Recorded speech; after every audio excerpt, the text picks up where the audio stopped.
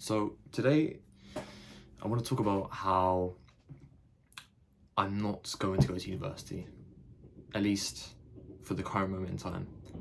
So a bit of a current situation update for me. So I did not apply to UCAS.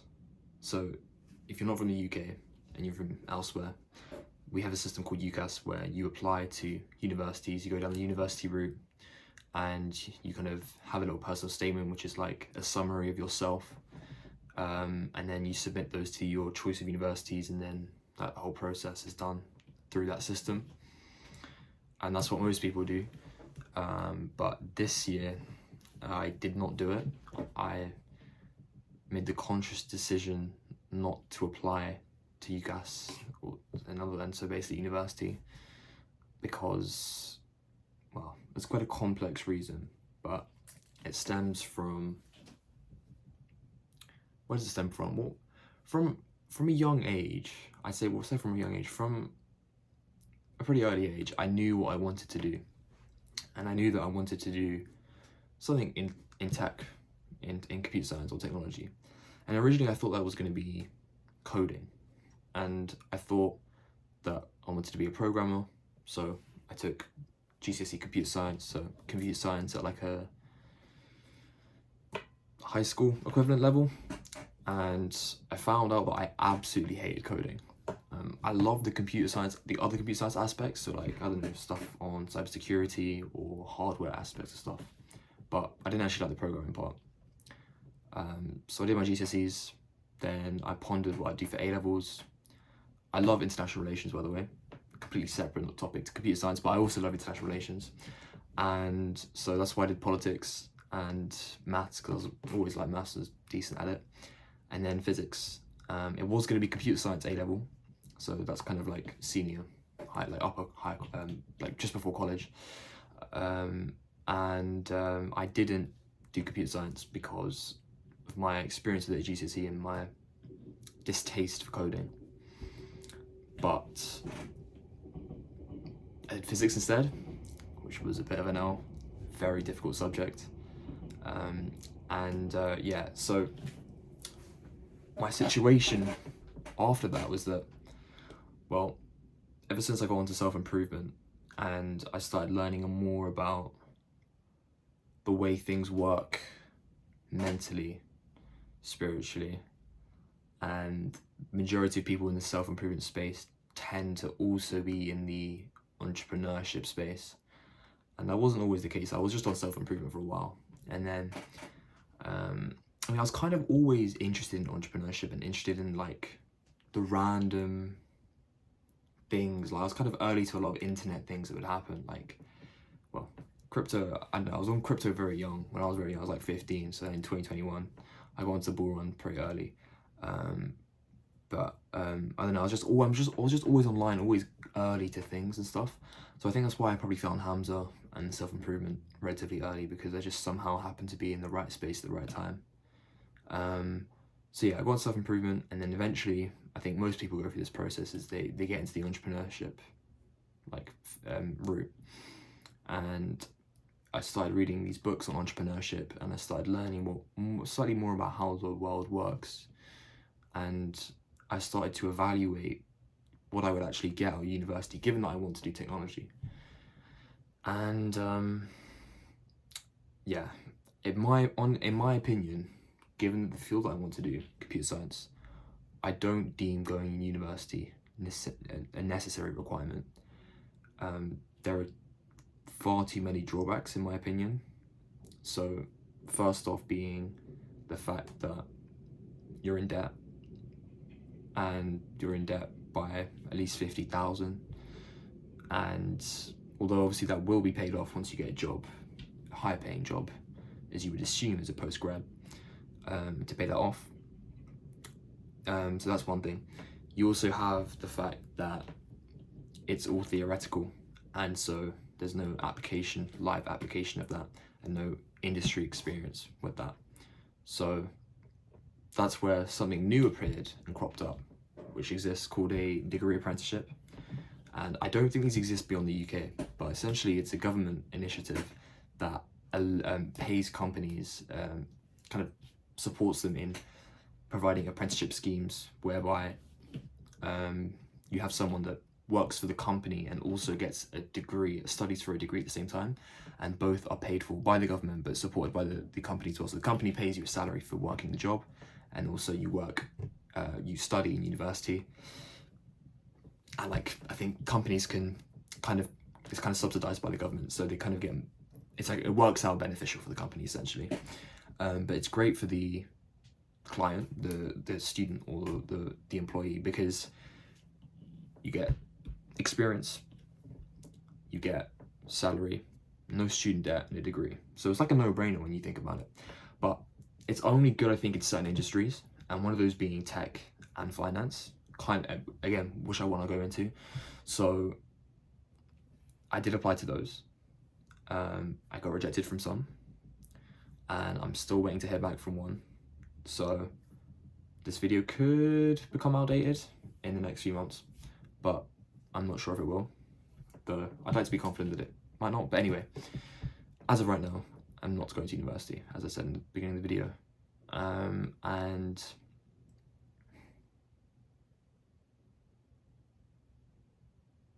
I know I put myself in this position. I know I'm very conscious of the fact that where I am today is because of every single decision, choice, and thought process that I've taken and executed on. So I made that decision not to apply to UCAS, and I'm happy with it. I think about it because I am scared. I am scared of the uncertainty behind all of this. You know, I always think about how I was exposed to the entrepreneurship world and how I'm potentially being sold a fake dream, a fake reality that doesn't exist. You know, one where making tens of thousands of pounds per month is unfeasible and simply lucky. But from what I know and from what I've seen and from what I've read, it's possible. It's entirely possible to become very successful by not going through traditional means and routes. So I've even met people that have done this that are in the low age brackets, like in their 20s, early 20s, who have huge amounts of success, even younger, like 19, 20. So the way that I see it is, even though, see, this is the problem, right? Online, there's a huge space that has become really popular about entrepreneurship, basically, and kind of with that self-improvement. So you got people like Iman Godzi, I guess Tate promoting that as well. Who else? Dari the CEO. I guess I don't know, anything. There tends to be like a kind of, I think there's a growing space. It's getting quite popular at the moment, and everyone wants to reach 10k a month, right? But many don't take action, and I used to be a culprit of that. I used to not take action. I literally just consumed. But I got through that stage, and I'm now in a process where I'm actively taking action on pursuing entrepreneurial status. So as it currently stands, I guess I would call myself an entrepreneur because I have a business that I run, even though it's not successful. I have a business that I run, that I have a client, I have a service to deliver to someone in return for money. So I guess I am a entrepreneur, and I have made money, even though it's not a lot. I have made money, so I guess I can call myself an entrepreneur. But it is what I've realized is that it's not easy at all. It is not easy at all, and I know it's going to take a long time before you see success. I think that's the problem with social media, is you see the success everywhere. You see so many young people constantly like super successful, like mad successful. Like Iman Godzi's like 23 or 24, and his videos are absolutely insane. You just have to just watch one of his videos, any of his videos on his channel, or like his day in the life ones, and they're just nuts. You know, the cars, the locations, just everything, the whole lifestyle is just crazy. And he's only 23. You know, traditionally, what the route would be, you know, you go to university, you get your job, you work until you're 60 and retire, and then you enjoy your £1,000,000 that you made by investing over those years of jobs that you slaved away until 60. And I don't want to live that life. I don't want to work to a job I don't want, and for my output to not meet my input. Because people work very hard. There are people in certain jobs that work extremely hard that don't get the same output because of simply the job they're in, the fact that they work for someone else in the industry they're in. You know, both my parents are very, very hardworking, but at the end of the day, they're not going to make the amount that these entrepreneurs make in their 20s because they don't have their own business. They don't have the leverage that a business creates. So from what I gather and from what I feel, I think this is what I want to do. And, you know, I've forced myself into this position now. I'm gonna take a gap year. So I'm probably gonna reapply because my parents will want me to maybe university, so maybe international relations, because that's the only thing that I'm actually interested in, even though I'd have no idea what a career field would look like. You know, I don't want to be a diplomat, I don't want to be in politics, so don't know where that would be, but that's a year from now. I've got the next year ahead to think about how to scale my business and how to actually get it successfully running and making more money. But yeah, it's been fun, this business ventures that I've had. So I started in January and it's March now, and I got my first client in January as well, and it's been going well. It's been very, very difficult, very, very difficult, but I'm learning a lot, and I know this. I can foresee the fact that there's just so much to know, and therefore I can see how success is not an overnight thing. You know, everyone says this, like, an overnight success takes 2 or 3 years, like, but it's very true. I can envision how much work has to be put into some skill to master. It cannot just be done like that. You cannot just become so good at a skill that you can charge so much for that, because it takes time to learn something to a high degree. And so I think I would rather learn something, a high leverage skill, and that provides high income, than getting a degree. These are really big decisions, and I'm only 17, right? So I know these decisions I'm making right here, right now, and my entire thought process is having huge impacts on the next like 20 plus years of my life. But, you know, I'm in control of my actions as a man. I need to do what I need to do and what I deem correct, and be decisive on that. And I think that's what I'm doing. I'm very scared, which I think hopefully is natural, because the uncertainty is insane. Because if this doesn't work, who knows what will happen. But I'm confident in myself to do well in entrepreneurship. I think I know for a fact that I will somehow make it. I will somehow become financially free. I don't know what it will be, but I know it will happen. And so that's what kind of spurs me on, because I don't know what it's going to be. I don't know what business model, I don't know what person I will meet, I don't know what, you know what I mean? I don't know what will happen, what will get me, but I know I will get to that position. I would love to retire my parents. I don't want them to work for as long as they might have to, especially my dad. He always talks about it, into his like early 70s, which is crazy, absolutely crazy.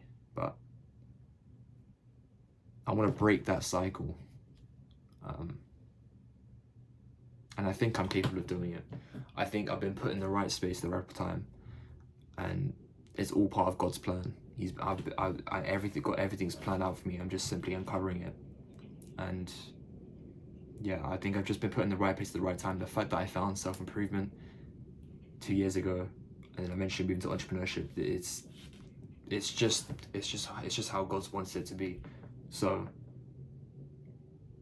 I got to continue going on and embrace the uncertainty that comes ahead. It's difficult, you know. I'm gonna have exams, very important exams, that, well, they're important for the fact that if I don't succeed in any entrepreneurial ventures, and as a last hope of fallback, I therefore reapply to university. Those grades are crucial to getting into something good, a good university. So I definitely don't want to take a year off just to repeat my exams, because that would defeat my constant, relentless complaint of going to school, because I don't, like, a lot of school is just wasted time, especially now that I've finished learning, but there's just so much faff in the school that takes up my time. So many small things like the food and everything, it just prevents me from doing what I want to do. Like, if I had a whole year to myself to work on the business I'm on, I could do everything. I could go to the gym, I could control the food I eat, I could control the sleep I eat more easily. I could do everything would be in my control, because I would have no requirement to be at school or to be at work or to be at something. Now, don't get me wrong, I think for a gap year, I would definitely be in some form of employment. Obviously, I need money to run a business. It wouldn't be full-time employment, it'd probably be part-time. But yeah, I think God has a plan, and I'm just in the midst of it, and I will eventually get there. And I think for anyone else out there that is not sure on what they want to do, just keep learning is what I think is really important. The point that you stop learning is the point that you stop growing, and this point that you go nowhere and you don't discover any paths. You know, if you're always going on a path and blindly walking onto something, I mean, that is what entrepreneurship is. It's literally just blindly putting your feet out until something kind of gives you momentum, if that makes sense. It's a lot more defined for university route, but again, I've pointed out the negatives of that. And I think just in today's world, given the positions we're in, the access to people that we have with the internet, I think it's just a no-brainer to not pursue entrepreneurship. The amount of leverage the internet has compared to businesses for 100 years ago, the amount of people you have access to, the markets you have access to, it's just insane. So you would be stupid not to take advantage of that. At least that's what I think to myself. So keep learning, never stop learning, and God has a plan for you. So just try and follow suit, I guess. At the same time though, you have to be smart. You can't be stupid about these things. And I think a lot of the influence I've had in the decisions I've made have been from the information that I've learned from books and online. And as I said before, I could be getting sold a fake dream, a fake lie. The fact that you can make money online and retire your parents and be a millionaire at 21. Could all be a lie, right? It could all be a lie. But I'm going to stick to it. I'm going to try and go for it. And if it doesn't work, it's all on me. At least I tried. But I know it's gonna work. I know it's gonna work. I'm confident whatever I do will eventually get me there. It's just a matter of when. So I think learning is the most important thing to be doing. I think hopefully in this gap year I don't slack in that aspect. It will be probably quite easy to do so, given that I have no obligation to go somewhere. But I think I'll be driven by the fact that I have goals that I want to reach. And, you know, I know friends that are going to universities. The school that I go to is quite good in the sense that a lot of people go into very, very successful universities like Oxford and Cambridge. I think 20 or 30 people per year go to Oxford and Cambridge from my year group, which is a lot compared to the average school. So, you know, I know people that have got offers there and stuff and places there. So, you know, I wish them all well. I wish everyone well in the career path that they've gone down. It's just for me, for the way that I think and the way that I want to be and what I want to do and want to pursue, I don't think it's exactly the correct thing for me. I just don't think it's viable. But I completely respect everyone else's decision, and as long as they're following what they want to do and not what everyone else does. That's what's the important part. I think it's stupid to just go down a path because everyone else does it. I think you should make a conscious decision and think to yourself, is this the route I want to go down? Will this get me to where I want to be? Will this allow me to achieve the goals that I want? And I think some people may ignore that. And I don't know. You can call it the Matrix. You can call it whatever you want, but it's very normalized, the whole university route, because ultimately it produces people that workers, right? There's books it's all about leverage. It really is all about leverage, especially in this online space. Leverage is so key, and online digital businesses have that leverage, the ability to sustain an income without a lot of time, simply because of the fact that, you know, if you like a line of code, for example, will, once you've made that line of code, it will do the action it does forever. There's no more input required. So let's say you sell a piece of software, which is ultimately what I'd like to do. As I said before, I love tech, and my long-term aspiration would be to have some kind of tech company or software company. Though I know you need huge amounts of capital to do that. You can't just be like rock up with an idea, unless you go up to some angel investors and know people. You can't just rock up with an idea unless you're incredibly talented in software engineering, which I'm not. I'm not good at coding. I don't like coding, which is one of the recent most high leveraging skills, is coding, because you make it once and that's it. The product's made. It will do what it does forever and ever and ever, and you can sell that one copy of software to millions of people. And there you go. You have millions of people. You have that leverage over time because you put the initial time in, and now you can leverage that initial input by giving the same value to millions of people. So it's the same with an online business, depending on the service that you do. I just think online business just makes so much sense. You know, whenever there's some kind of revolution in technology, there's always a new industry that's made. So like the Industrial Revolution, labor workers in factories and stuff. You know, Internet Revolution has created programmers to make software, people working servers, and that led to cybersecurity, that led to, you know, a whole host of things. And obviously AI is on the rise now as well. So you can argue that's going to fuck everything up. You know, everyone's jobs are going to be gone. So again, I guess that's another reason why I don't think, at least to some careers, going to university would actually be a smart thing. This is all hindsight, by the way. I could be completely wrong about this, but this is just my own speculation, that I think some jobs will ultimately definitely be replaced because lines of code can do it so much better. Once trained on huge pieces of data, they can automate entire jobs. So I think Goldman Sachs even said this, or JP Morgan, they said that like 40% of global jobs will be replaced or transferred. So, you know, people will be moved around in the economy, but I don't know, to stick on one route and go all the way down that one route, especially university, might not work out well in the next 20 years. Who knows? Anything can happen. So yeah, I'm just taking the route that I deem right for me, and it's going to be scary. I'm going to be uncertain of anything that can happen, because failure is always something that is so adamant, so clear in entrepreneurship. It's very cutthroat, you know, and I've not even had that much experience or exposure to this, to the competitiveness of it.